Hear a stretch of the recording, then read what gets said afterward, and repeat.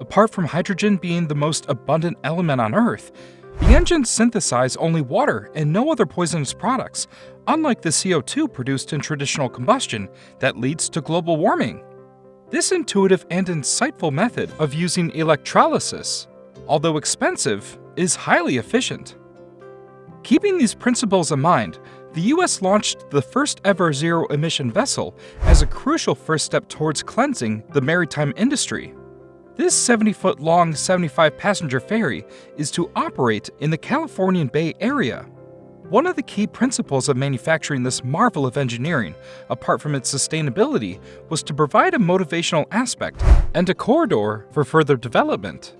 In other words, it was a means of promoting hydrogen cell-powered vessels as the primary source of powering these ships. The whole project itself had been privately funded by Switch, with the initiative of manufacturing the first zero-carbon emission vessel fleet in the world.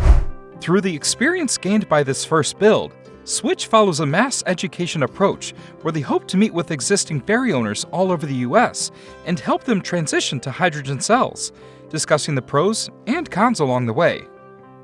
Coupled with a 240-kilogram hexagon hydrogen storage tank and 360-kilowatt Cummins fuel cells, the ferry doesn't fall behind at all. To complement this system, there resides a 100-kilowatt lithium-ion battery and a 2x300-kilowatt electric propulsion system. The battery was provided by Exalt, which is basically advanced components of technology added into the hexagon solution.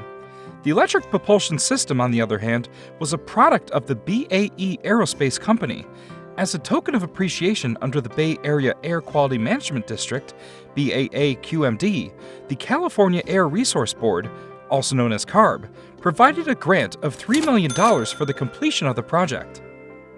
The grant itself was under the California Climate Investments, a fund or budget separated solely for the cleansing of the environment. This initiative was commenced with the motive of spending billions of dollars to work on global warming and climate change over other things including, but not limited to, economic growth and enhancing public health, etc.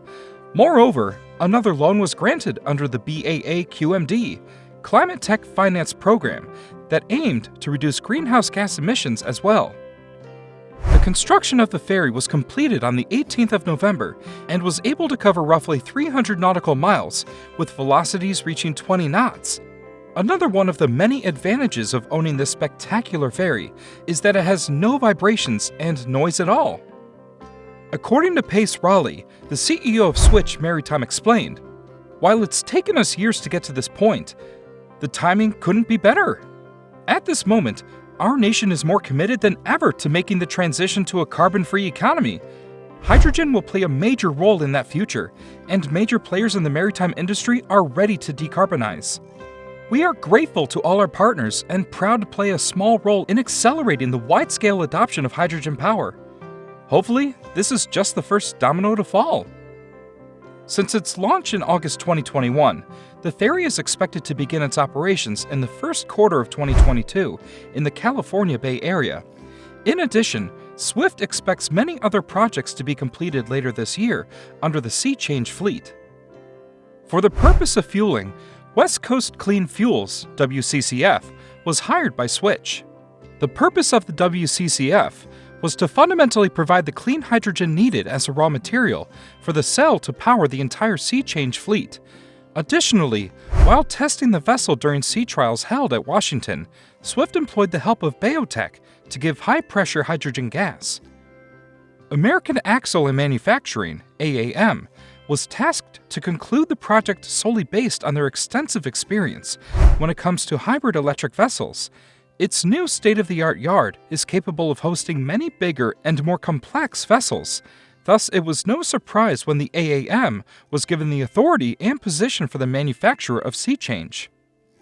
What are your thoughts on this initiative?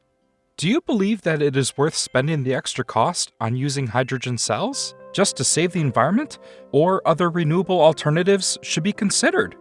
If so, what options do you consider best? Let us know in the comments down below. Don't forget to check out the video we uploaded on the hydrogen-powered Hyzon truck. Link in the description. Before you leave, don't forget to subscribe to our channel and give this video a like. share it as much as possible, and hit the bell icon to receive future notifications.